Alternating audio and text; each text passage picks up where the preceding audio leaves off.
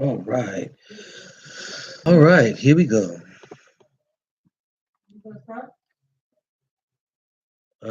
Yeah, I think I'm having some technical difficulties here right now, though. So, but you fine doing what you're doing, whether I'm going or not. No, no, I'm going to put it off. I'm going to start fixing it. Okay. Yeah, just let me know when. All right, I'm starting now.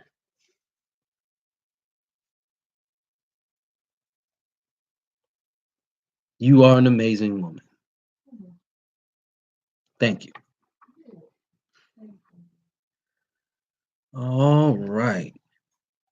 So I'm hoping this is going properly. I hope these things connect properly together too, at least. All right. Good evening, everybody. How y'all doing today? It's your boy Nana Togo Masi Habla Tu Defe Ade Du Fida. I am your favorite neighborhood Hunan. Coming at you straight out of uh, Anchorage, Alaska. Um, and today we are going to talk about something that needs to be said. We're going to talk about something that needs to be discussed. Um, the intent on the day, and today should be broadcasting on Sunday. If it's not, I have to do something else. But we are going to be talking about, as the title implies, the say, the God within. Um, I was talking with my godmother earlier today, and I told her, I was like, people don't know the basics. So I told her I was going to give people the basics because a lot of folks want that deep rooted hocus pocus, make dead people come up out of the ground, uh, uh, um, bury your drawers in the backyard. You can't leave the house type of voodoo. That's not what we do. Um, we are about that enlightenment, elevation, evolution, spiritual evolution, uh, and essential to the faith and practice of voodoo is the understanding of uh, three core concepts, right? The first being the ancestors, which we'll discuss at length, on which we have discussed at length already, rather, and I'll make sure we have on Friday, because Friday is the day we deal with the Trovo. Uh, it's the ancestors. So the first one is the ancestors. The other one that everybody is familiar with is the Taji Voodoo. Uh, Everybody has has a voodoo that they're associated with. A lot of people like to go out there and pick the one that they like. That's not how it works. And I'll get more into that when we have a discussion on Taji Voodoo, which is the head voodoo. Um, but all of that is incidental because the first thing we must discuss is esse, your own personal God. Esse. The word se in Wegbek is an interesting word because it means a couple of different things that most people really wouldn't, well, most Westerners at least, really wouldn't associate with each other. Se, I'm sorry, se means rule or law, right?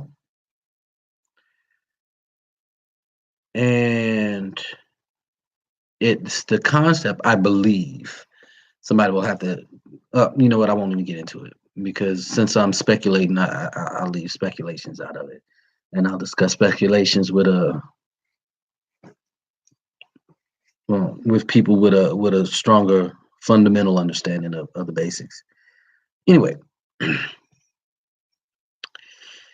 so say is a airway word which means rule or law, right?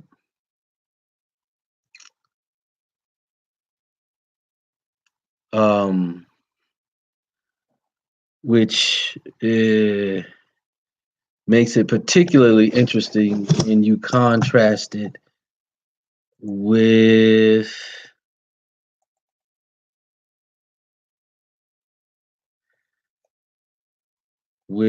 more interesting words like echo, which is taboo.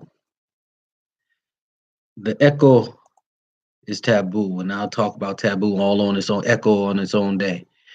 Um, equal, equal. That's it. So I'll talk about that on its own day. But the se is not taboo. The se is law, and more accurately, it is the inevitable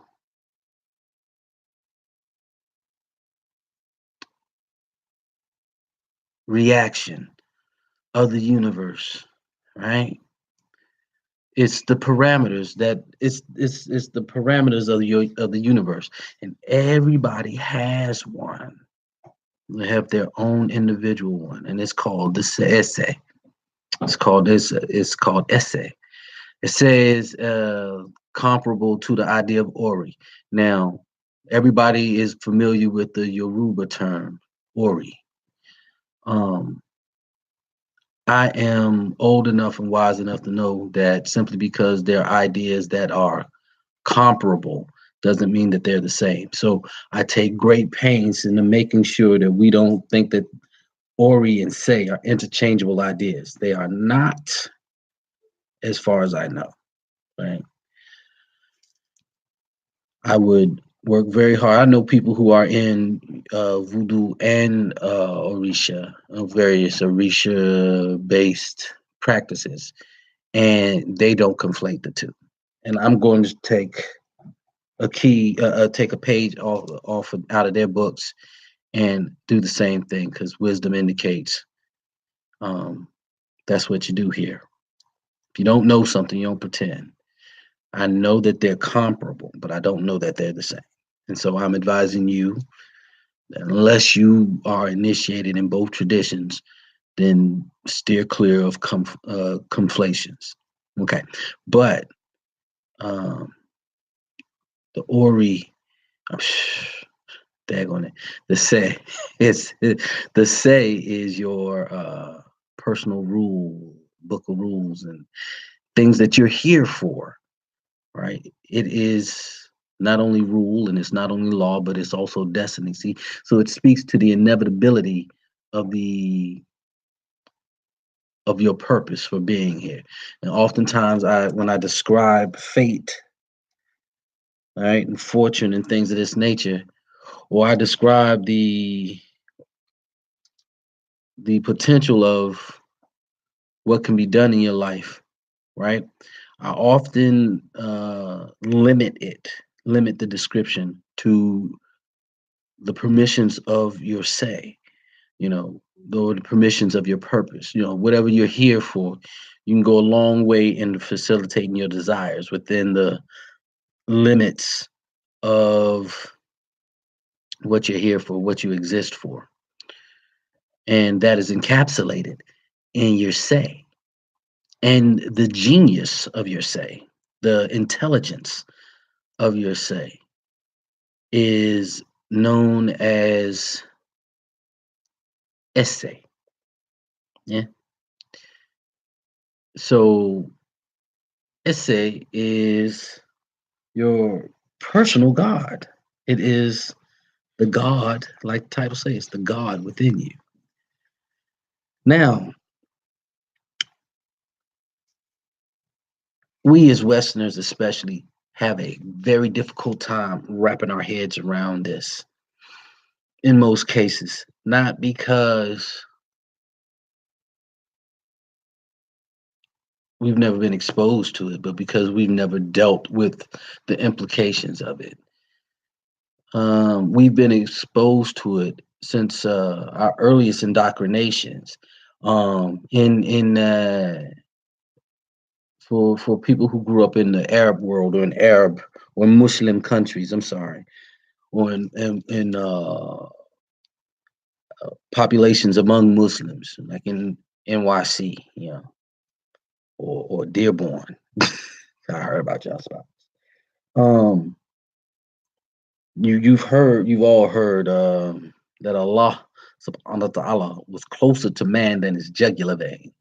And if you look at the Arabic, it says jugular vein twice, as if to say the jugular vein, which means it was closer to man than the parts that's inside of a man. It's inside of that part, vitally inside of that part. Um,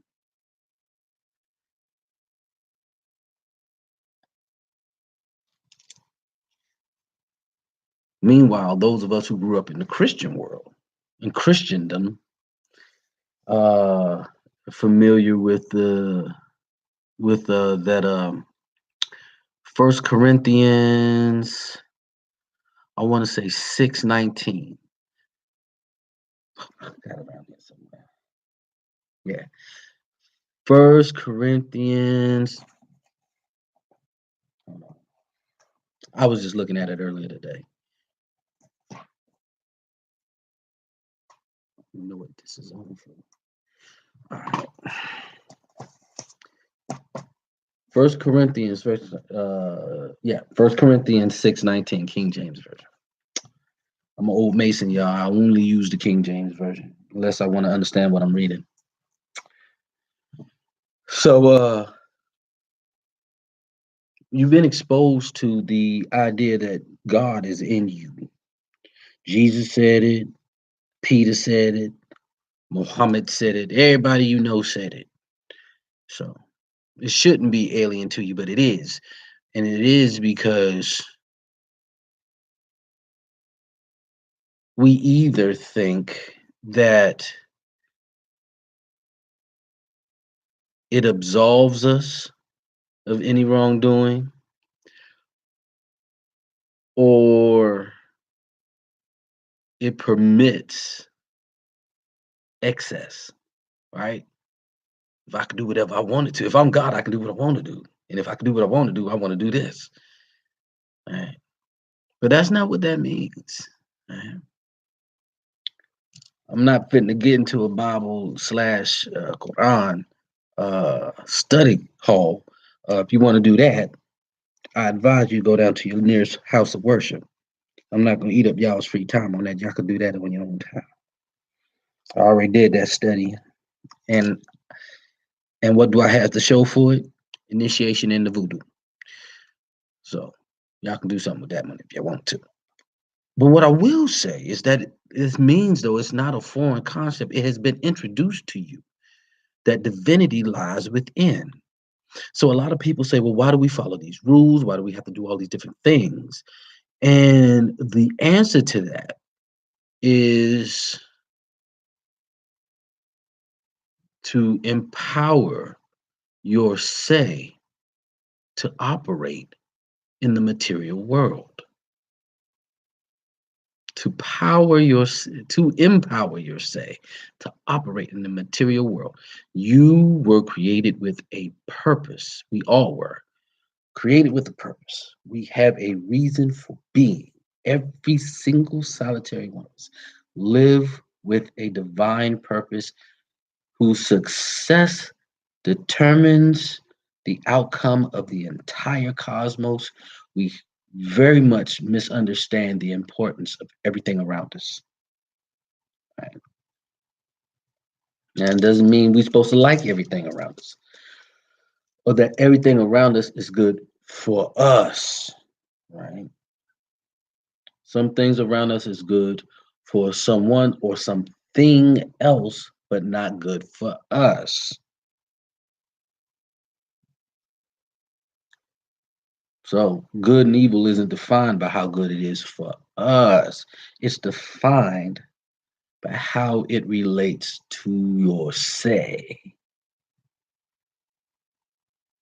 Y'all don't want to hear me though.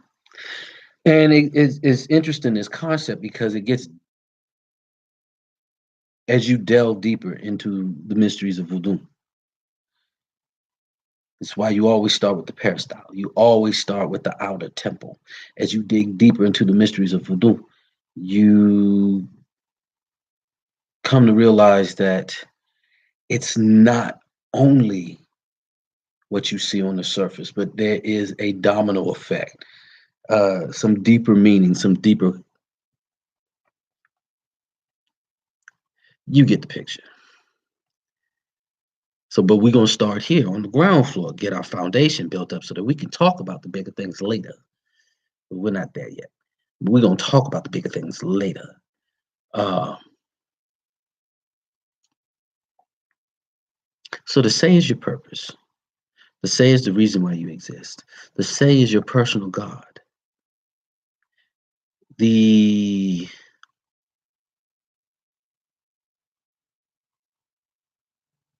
observation of taboos and the efforts of good character is to empower the say, along with all your other acts of worship. Vosa, all of that, divination, all of that. Any act of worship, libations, charity, anything you do that is good for the sake of good, right? You do to empower your say. The say requires discipline to operate. And say comes with a lot of power, a lot of spiritual power, right? But you can't get your hands, you can't access it, right? Until you put that say in its proper place, right? The say will not dwell in you if you are a corrupt thing, unless of course you corrupt the say. You can corrupt your purpose, you can turn it into an evil expression. You can turn it to the evil expression if you so desire. Or you can turn it into an immoral expression if you so desire as well. Um, but that negatively impacts the say. That puts the say in a bad place, the place the say doesn't really want to be at. Um, you do these things for the gossamer comforts of material existence, and the result is that the say becomes too dirty to evolve, to ascend. Now, the say is not a static thing. It doesn't like sitting still. It's either going to grow up or it's going to dig down, but it's not going to remain stagnant because that way leads to death. So it's either going to degenerate or it's going to ascend. And it's up to you as the intelligence of this life to determine which way that's going to go. All right. So, as your priest, I recommend that you cultivate it to ascend to higher, loftier, more sublime things. And you do that by feeding your say. And how do you feed your say? You feed your body good things that feed your say. You make vo, all right? You make your sacrifices that feed your say. You operate under good character. And I don't care if you use the golden rule, the 10 commandments, or the 49 negative confessions, the Wiccan read, whatever. Good character is what you need in order to empower and feed your say. You need these. Because the say can't dwell in you if you are unworthy. Hmm? Now, I wanna bring your attention to something here. And again, this is the Bible, so I want to bring this to your attention because it skipped a lot of people. A lot of people missed it. It says, I'm gonna read it to you from the text. It says, This First Corinthians 6:19, King James Version. Go read it yourself if you think I'm lying to you. It says, "What? Know ye not that your body is the temple of the Holy Ghost, which is in you, which ye have of God, and ye are not your own." Uh, and so it says here that your body's a temple, right?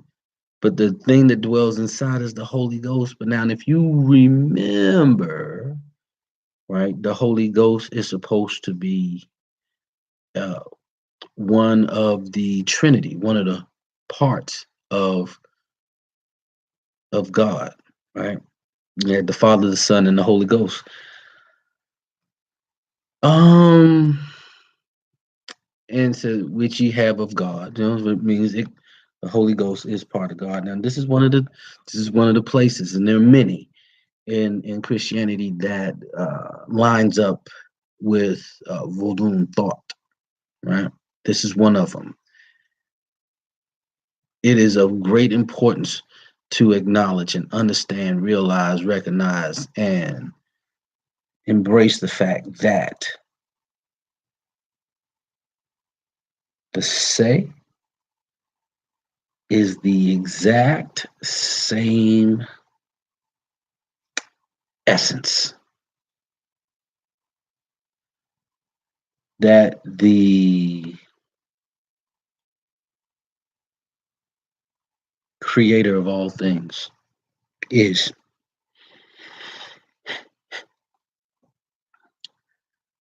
The only reason the say is considered a voodoo is because it has a material manifestation, which is you. You are the material manifestation of the say.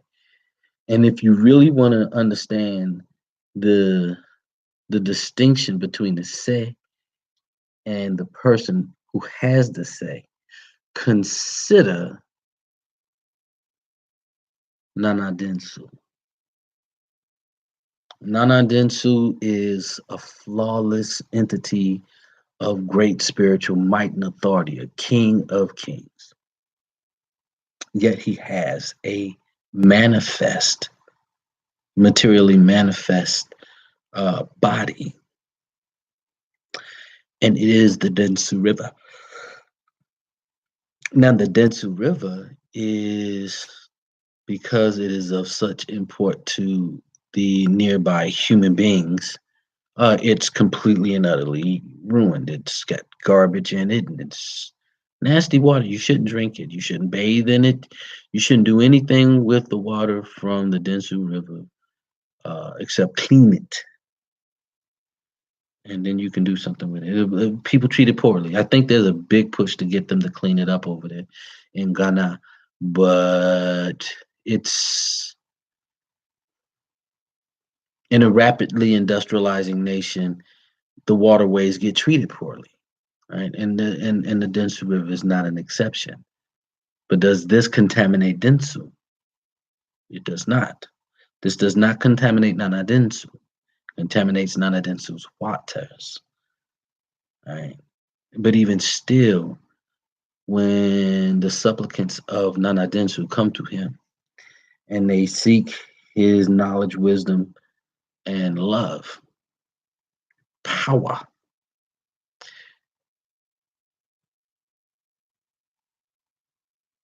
they get it. And the water is clean and it is pure. Now, there are certain places where he keeps that water clean and pure. Right? I know where they at. You'll probably get dysentery going over there messing with him. But I know where the clean water is over there on the Densu River. Drank it, took a bath in it. Well, actually, I was bathed in it. I didn't actually get in the river. I watched my godmother. She goes bathing in it. That's her husband, though. She can do what she wants. Um, so that divinity, right, dwells in you. You have to make yourself acceptable for that divinity to dwell in you. The say is the one voodoo that can possess you and nobody will know any different, theoretically. Well, nobody will know you're possessed. They'll notice a difference, they just won't know you're possessed. So I'm not going to beat this horse too much more. Look into the God in you. But I'm going to tell you now, the say is not the mind. It's important that you understand this. The mind is the room that the say is in. And the say is going to leave this room. The say will go through the door that you open for it so that it can go and occupy all of the other rooms in the mansion that is your mind. Or it will crack a window and escape. There are worst case scenarios. I know one scenario where the say dies in the room, and another scenario where the say is kidnapped and taken. And I'll talk about that on a day when we talk about the troll, the ancestors and the dead. So that's it for the day, people. 26 minutes, 33 seconds, 34, 35. That's it for the day, people. The say, the God within. Meditate on it. Meditate on it. Understand, you can't outthink it. You can't trap it in thought, but you can lock it out of your life with your thinking. So, my advice to all of y'all is the same as it is every weekend. Be of good character. Obey your taboos. Sacrifice. Be good people. Be good human beings. Be good gods. That's it for all right now, y'all. Y'all have a great night. This is Nana Togo Masia Bakuta Verde, signing off.